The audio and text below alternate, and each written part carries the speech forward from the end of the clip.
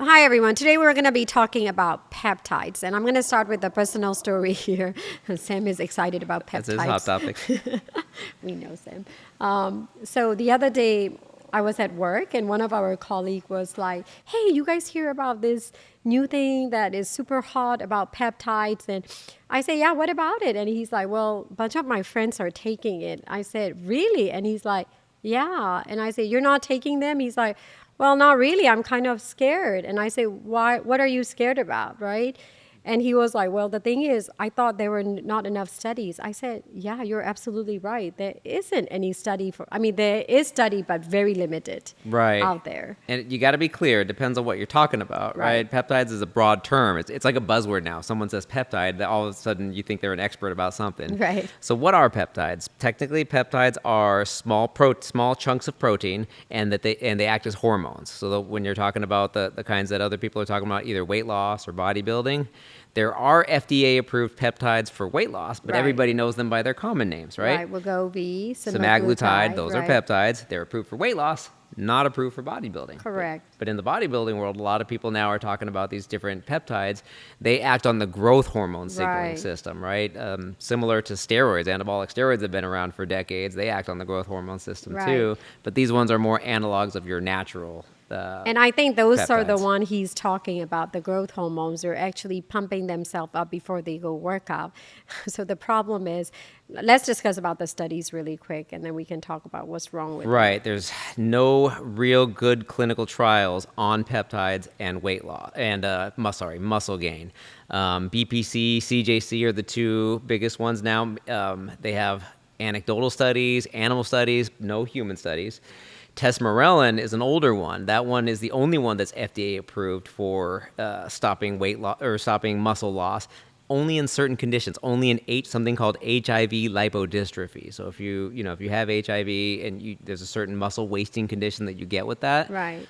but that's it. Other than that, no good human evidence about muscle gain and these hormonal peptides. And that's the thing with that. So if you're summarizing it, we really don't have enough data to test it on people who actually have deficiency in these. Now, I understand if you have a growth hormone deficiency and you need supplement on it, that's a different story. But we're taking on people that have not, our body is functioning fine. We're taking these extra things. What does growth hormone do? They grow. You can get cardiomegaly, big heart. Then what? You get a heart failure. Yeah. Now, is it worth it? Because we don't even have studies on these, right? Forget about, I mean, they're doing these animal testing. Even on animal is very, very limited, and we don't have anything on human right now. So are we going to see maybe 5 years, 6 years down the road, young people coming in with heart failure? That's the scary one. Some of the other ones that can happen, we know from pumping people too much full of growth hormone and anabolic steroids, are gynecomastia. That's breast growth, abnormal breast growth in men. The hair condition, hirsutism, where Right. body hair growth. It's all the things you think about when you have too much testosterone. Right. I mean, these are released. more like cosmetic. I mean, I'm talking about the scary stuff, like like heart failure. Are we talking about what about enlargement of your liver? Can you go into a liver cirrhosis? We don't know this. But, when people are taking steroids back in the day, they thought it was safe, right? Until it become not safe. Yeah. So now this is the same thing. So my thing is like, we got one body. And if we are careful what we're going to wear, but we're willing to put stuff in our body that we have no idea of it.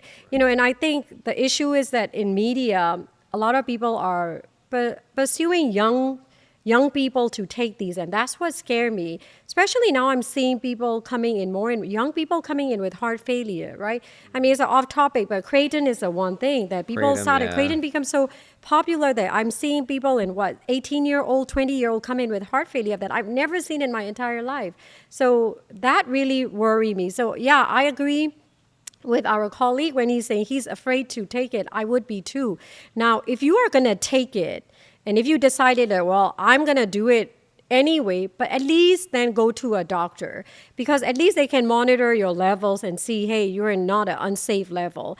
and then we can monitor you with it. Although I am being very honest, I will never prescribe these unless you have an underlying condition. Because as a physician, I would never do that. Right. And then as more data comes out, and that's the whole mandate of the FDA, the Food and Drug Administration, right? Their job is to prove two things, and that's what all medicines have to be proven to do, right? That they're safe and effective in humans, and that they can actually do what they say they can do over a placebo. Right. That's literally what they're doing it for. So let them do the studies, let them prove that these are safe, that the risk of side effects is much, much lower.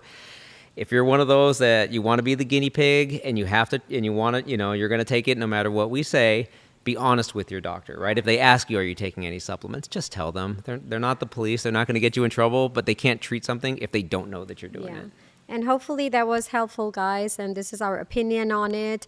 If you guys want to check us out on healthyweighthealthyu.org, go for it. Thank you, guys.